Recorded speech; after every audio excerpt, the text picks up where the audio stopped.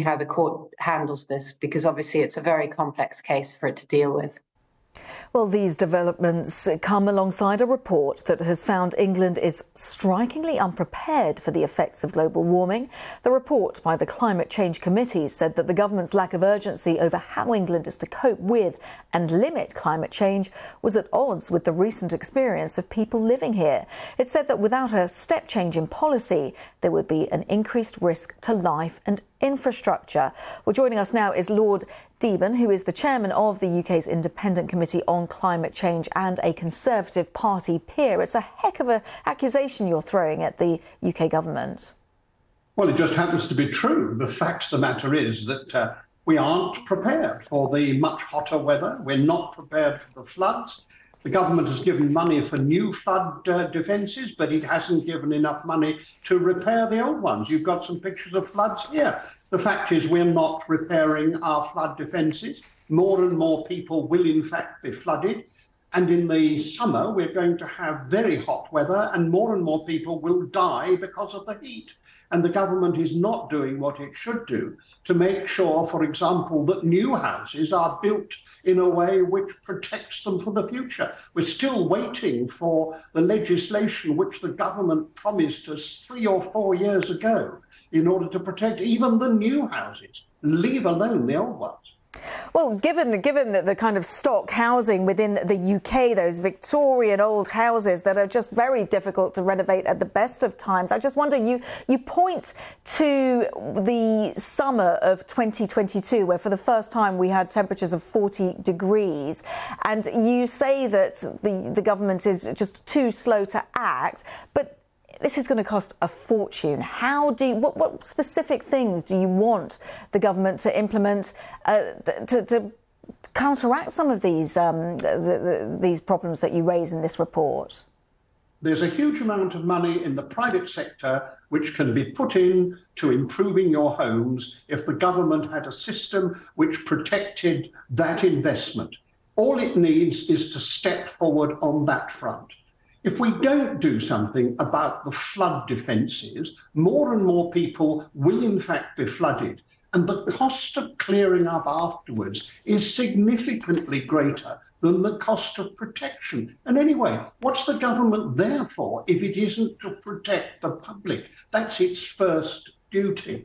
And the other part of it is that it can prepare things much more effectively by having systems which bring the private sector in, and the money that is there. It's only because the government has not been constant enough, it has not given confidence to the private sector to provide the money which we need to have to protect people against climate change.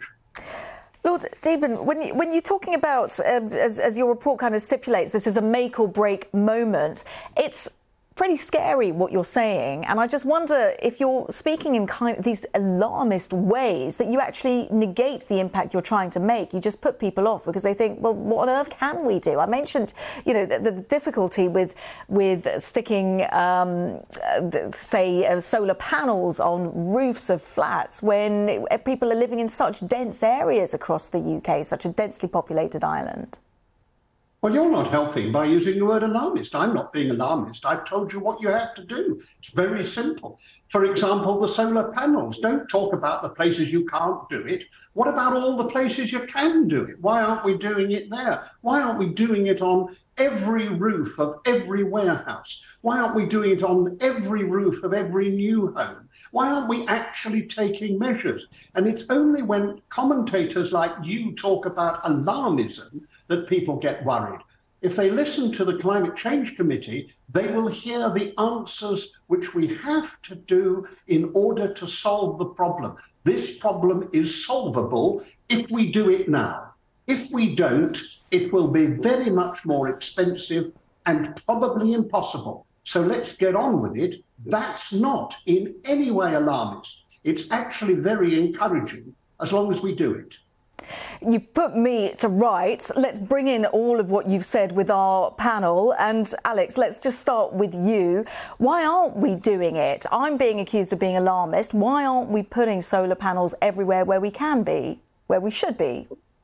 Well, we should be. And there are plenty of things, that can be done. At the same time, there is we're all doomed, the planet is going to die, life is going to become impossible, a sense of hyperbole from some, not all, but from some green campaigners that I think you're right to suggest is not helpful, because it does lead to a certain fatalism. But there are an enormous number of things that can and should be done. The government has a clear role within the UK to do this in terms of putting in place the infrastructure for a lot of things. So when it comes to things like cars, for instance, ensuring or doing what it can to help the creation of a proper charging infrastructure for electric vehicles, which will greatly ease the transition away from petrol and diesel-driven cars.